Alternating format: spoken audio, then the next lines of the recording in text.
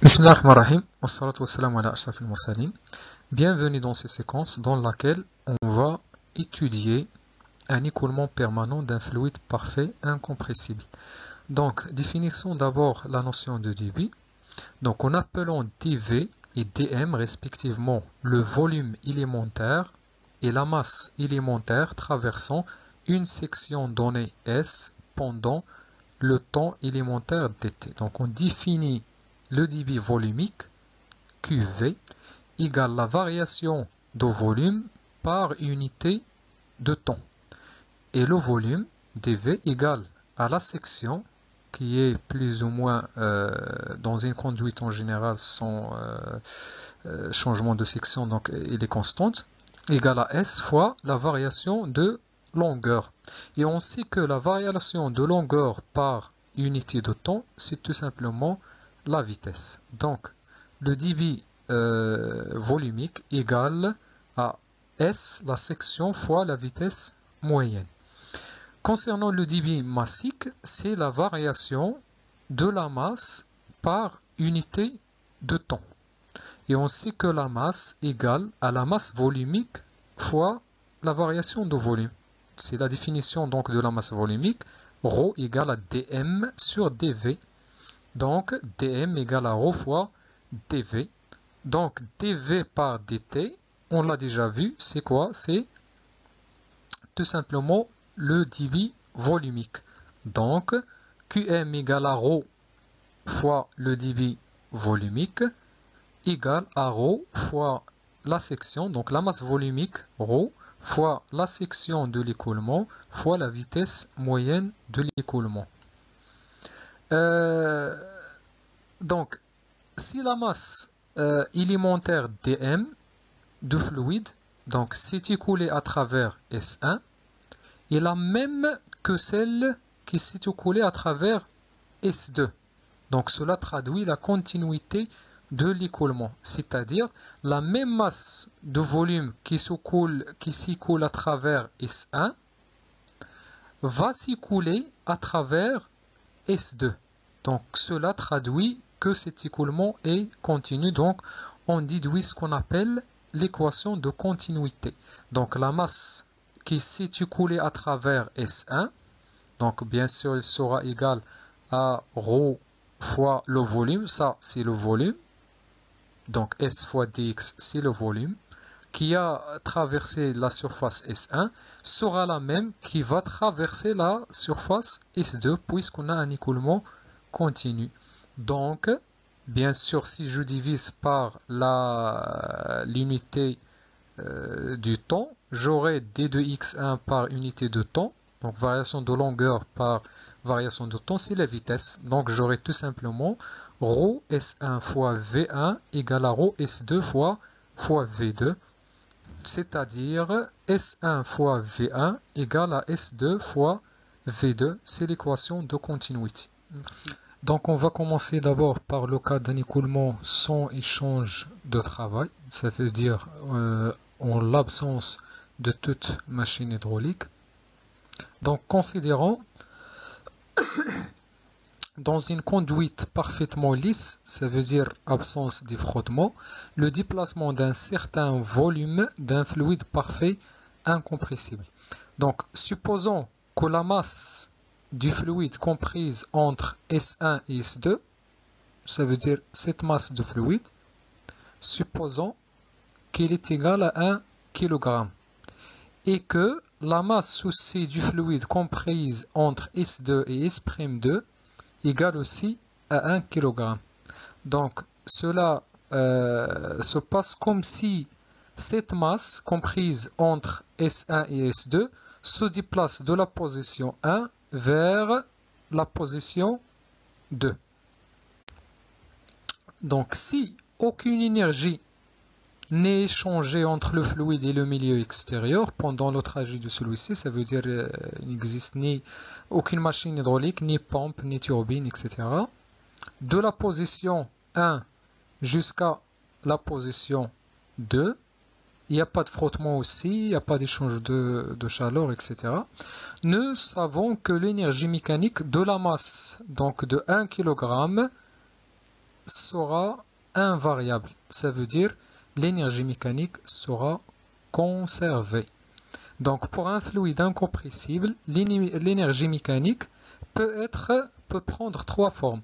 Soit une énergie cinétique, donc liée à la vitesse d'écoulement, soit une énergie potentielle de pression, due donc à la pression appliquée sur le fluide, ou bien l'énergie potentielle de pesanteur due au champ de pesanteur.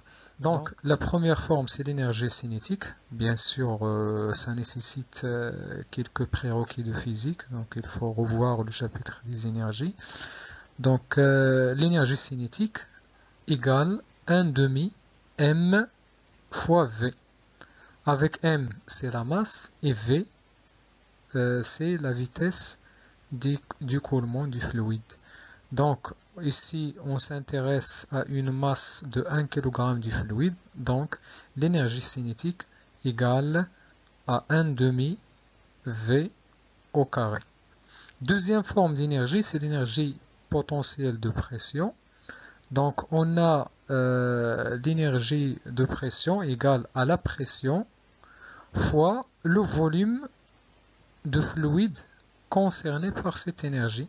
Bien sûr, ici, on s'intéresse au volume occupé par la masse de 1 kg. On s'intéresse à l'énergie transportée par une masse de 1 kg.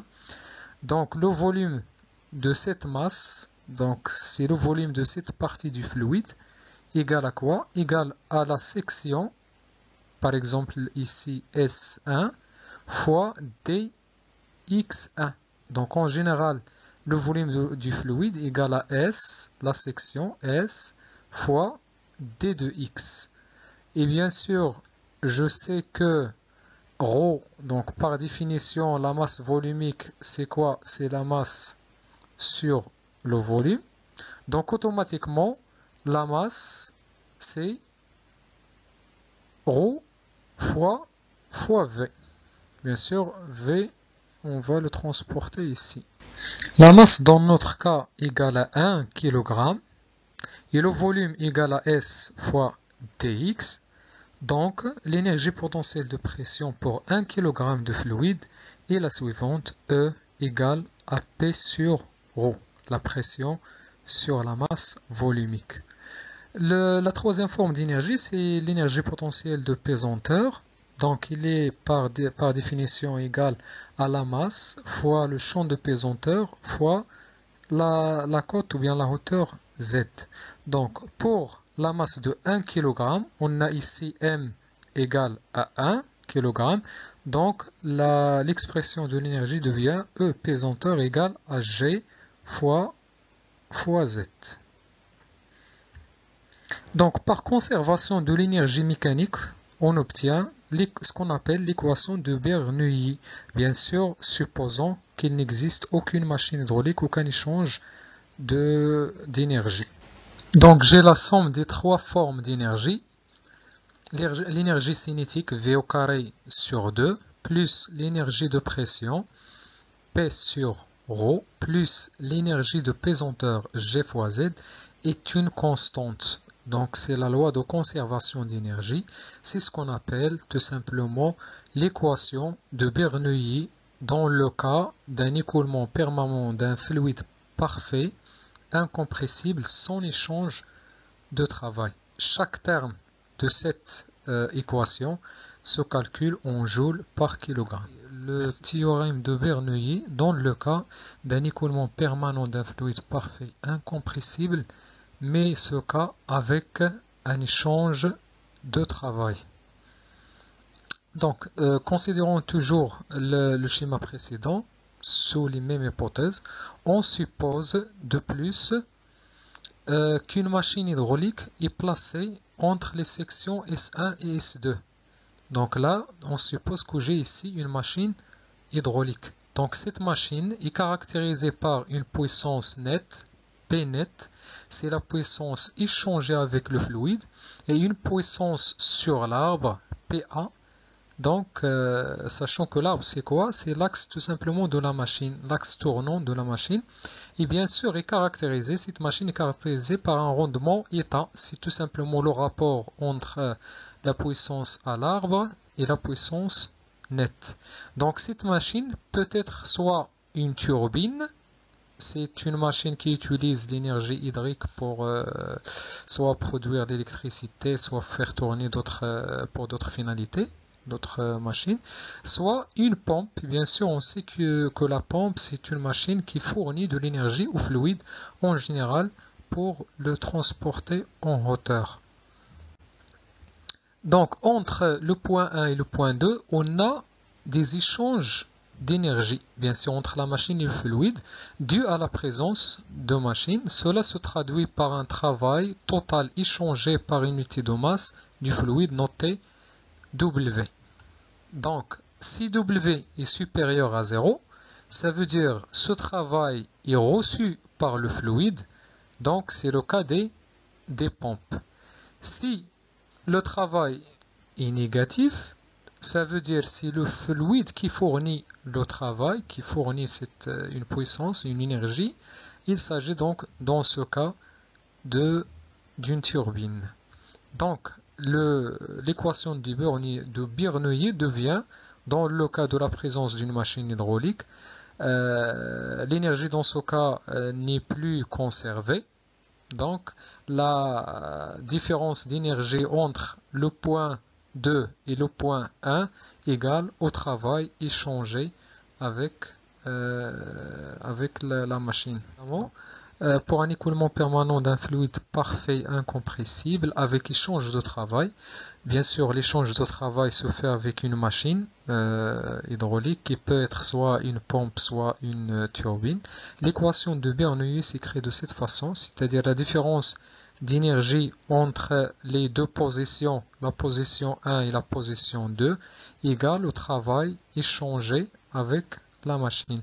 Donc cette machine peut être soit une pompe, soit une turbine. Donc pour la pompe, le rendement de la pompe égale à la puissance nette, c'est la puissance échangée avec le fluide, divisé par la puissance à l'arbre.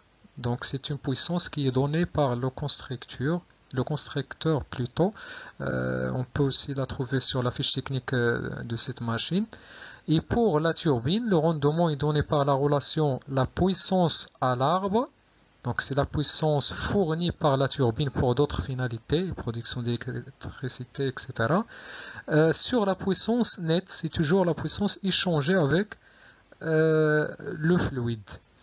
Donc, bien sûr, en consultant donc le cours des puissances, donc toujours des prérequis de la physique, on constate que la puissance fois l'unité du temps égale tout simplement à la variation de masse du fluide fois le travail échangé entre le fluide et la machine. Donc en simplifiant, donc j'aurai ici dm, donc je simplifie, c'est dm sur dt, donc ce dt est transféré ici, je vais avoir d de m sur dt. d de m sur dt, c'est tout simplement, c'est déjà vu, c'est le débit massique. Donc j'aurai la puissance nette égale au débit massique fois le travail échangé entre le fluide et la machine, c'est-à-dire tout simplement le travail échangé entre la machine et le fluide égale à la puissance nette, c'est la puissance échangée entre la machine et le fluide, divisé par le débit massique. On a vu le cas de l'équation de Bernoulli pour un écoulement permanent d'un fluide parfait incompressible. Dans cette séquence, on va étudier l'équation de Bernoulli, mais cette fois-ci pour le cas d'un fluide réel. Donc on va reprendre donc le schéma précédent, donc d'un fluide, de l'écoulement d'un fluide dans une conduite entre deux positions 1 et 2.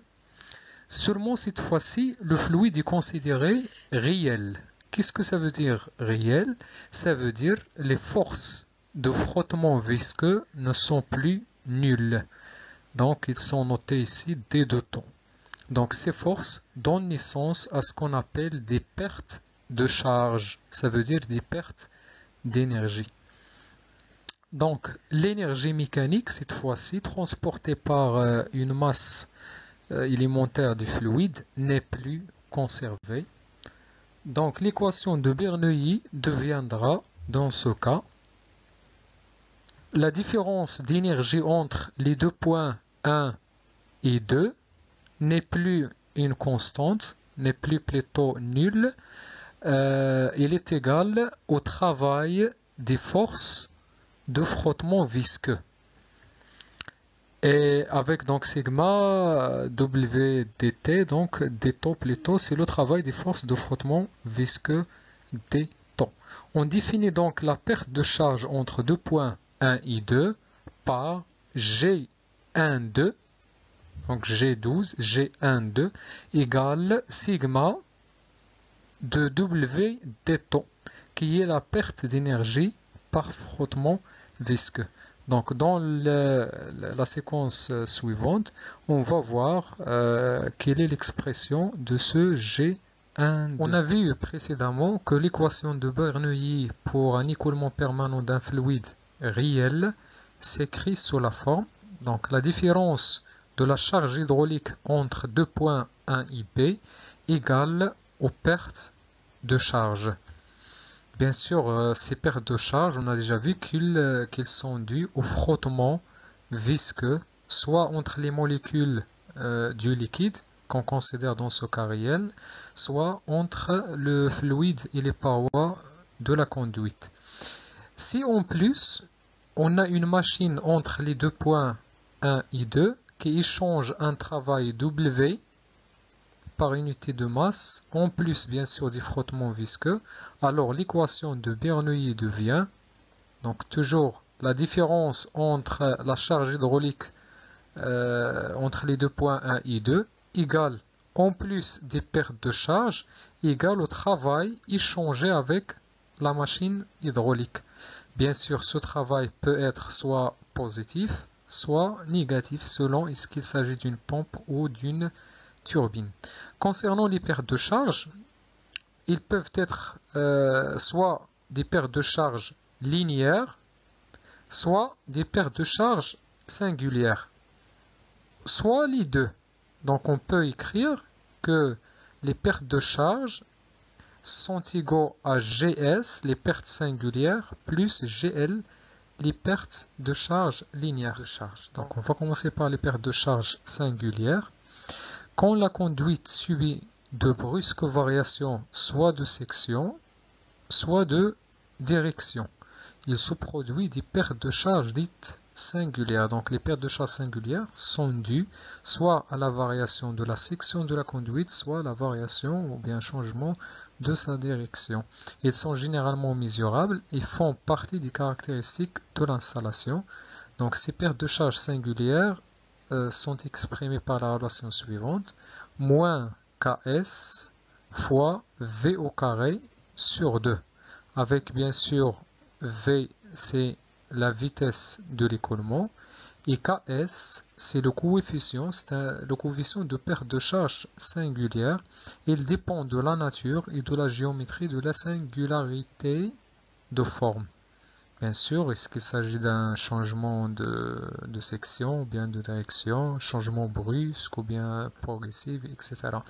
Les valeurs de K sont données par les constructeurs dans leur catalogue. Bien sûr, en général, la valeur de K vous sera donnée, sera une donnée dans les applications, mais on peut les calculer bien sûr à travers les catalogues des constructeurs. Donc les singularités dont on a parlé peuvent être soit un élargissement brusque, soit un rétrécissement brusque, soit un coude ou bien une entrée de canalisation brusque, par exemple à partir d'un réservoir, soit une divergence, c'est-à-dire un changement progressif de section, soit une convergence, soit un coude arrondi, etc. Soit une entrée de canalisation progressive. Et bien sûr, vous avez là les différentes relations permettant de calculer ces pertes de charge à partir des données de l'installation, ça veut dire à partir des sections. Donc, les pertes de charge linéaires sont des pertes de charge réparties régulièrement le long des conduites. Bien sûr, ils sont dus notamment au frottement du fluide avec les parois des conduites. Les pertes de charge linéaires sont proportionnelles à la longueur L de la conduite et inversement proportionnelles à son diamètre. Donc, c'est normal parce que lorsque on aura une conduite de grande longueur, ça veut dire plus de frottement, ça veut dire plus de perte de charge. Et lorsqu'on a une conduite, lorsque le diamètre diminue, cela veut dire qu'il y a plus de frottement du fluide avec les parois de la conduite et donc il y a bien sûr plus de perte de charge. V bien sûr étant la vitesse moyenne de l'écoulement, L c'est la longueur, D c'est le diamètre, il nous reste ce coefficient lambda, donc le coefficient lambda est le coefficient de perte de charge linéaire, donc il dépend du régime d'écoulement et notamment du nombre de Reynolds. Dans un régime d'écoulement laminaire, donc on a déjà vu les types d'écoulement, c'est-à-dire le nombre de Reynolds est inférieur à 2400, on peut calculer le coefficient de perte de charge linéaire par la relation suivante, 64 divisé par RE, c'est la formule de Poiseuille. Lorsque le nombre de Reynolds est compris entre 2400 et entre 10 à la puissance 5, on utilise la formule de Blasius, lambda égale à 0,316 fois RE à la puissance moins 0,25. Et lorsque le nombre de Reynolds est supérieur à 10 à la puissance 5, on utilise la formule de Blanche, lambda égale à 0,79 facteur de ypsilon divisé par d. Ypsilon étant la rugosité de la surface interne de la conduite. Et bien sûr, si vous le remarquez, c'est plus la rugosité augmente, plus il y a de frottement, plus le coefficient de perte de charge augmente. Et d étant le diamètre intérieur de la conduite, donc plus le diamètre diminue, plus il y a de frottement, plus le coefficient de perte de charge augmente. Parfois, on peut lire la valeur du coefficient de perte de charge linéaire sur un abac établi par Modi. Donc on a déjà vu que le coefficient lambda, le coefficient de perte de charge linéaire, peut être calculé à partir du nombre de Reynolds par différentes formules selon le type d'écoulement, mais on a dit aussi qu'on peut le déduire à partir de l'abac de Modi. Donc l'abac de Modi se présente ainsi, donc sur l'axe des abscisses, j'ai le nombre de Reynolds, là j'ai la valeur du coefficient de perte de charge linéaire, ou encore appelé régulière, et là j'ai la rugosité relative du tuyau, ypsilon, ça c'est ypsilon sur d, donc ypsilon c'est la rugosité de la conduite, et d c'est son diamètre. Bien sûr, ce rapport apparaît dans la formule de lambda. Donc, supposons par exemple que j'ai, bien sûr, sur le diagramme de Modi, on trouve là une droite linéaire représentant le régime de l'écoulement laminaire. Bien sûr, j'ai ici une zone qui est assurée, c'est la zone de l'écoulement transitoire. Et lorsque je dépasse cette valeur-là, je rentre dans le régime turbulent. Donc, comment déterminer la valeur du coefficient de perte de charge? D'abord, je calcule donc la valeur du coefficient du nombre de Reynolds. Supposons par exemple qu'il s'agit donc d'un écoulement laminaire et supposons que la valeur de Reynolds égale à 1000. Donc, je projette verticalement la valeur, une droite verticale donc selon la valeur du nombre de Reynolds. L'intersection avec la ligne du régime laminaire va donner un point. Je projette sur l'axe des ordonnées et là je peux lire la valeur du coefficient de perte de charge linéaire. Par exemple ici, presque 0,057, quelque chose comme ça. Donc là, c'est le point, c'est la valeur du coefficient de perte de charge linéaire. S'il s'agit d'un régime, par exemple, turbulent, d'abord je projette, par exemple, on peut dire, par exemple, choisir une valeur de Reynolds, par exemple 10 000, là. Je projette toujours verticalement. Je calcule la rugosité relative, epsilon sur d. On peut par exemple, si on a par exemple une valeur de 0,05 là, donc je suis la courbe ici. L'intersection de cette courbe avec la droite verticale donnant la valeur du nombre de Reynolds donne un point. Je projette sur l'axe vertical des ordonnées et je lis là la valeur du coefficient de perte de charge linéaire. Bon, soit disons ici 0,0 par exemple 39. Voilà, donc c'est le diagramme d'Omodi. Merci pour votre attention. Salam alaikum wa rahmatullahi wa barakatuh.